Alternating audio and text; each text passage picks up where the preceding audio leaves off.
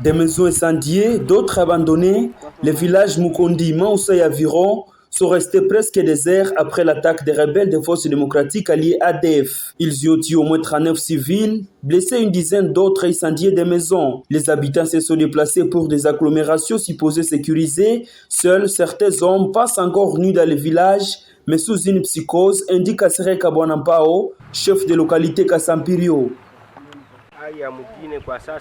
La situation de l'entité n'est pas encore bonne. Les quelques habitants qui y sont restés sont dans la psychose de l'insécurité.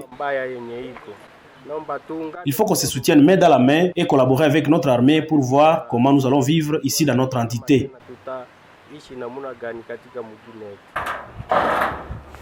Kambale Kihimba Moïse habite à Mukondi. Il craint que l'ennemi revienne dans le village. Il a jugé mieux de faire déplacer sa famille pour des agglomérations plus sécurisées. Ici à Mukondi, la situation ne s'est pas encore améliorée. Presque tous les habitants ont fui, on n'y reste que des hommes.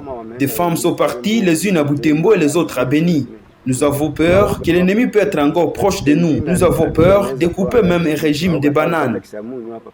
Il y a absence des militaires FARDC dans les villages Mukondi et Maoussa, ce qui aurait permis aux rebelles d'opérer sans inquiétude, déplore Kahambu Saliki. Elle plaide pour le déploiement des militaires FARDC dans la zone pour assurer la population. Que le gouvernement nous aide en amenant ici un camp militaire parce que les gens ont été tués suite à l'absence de soldats.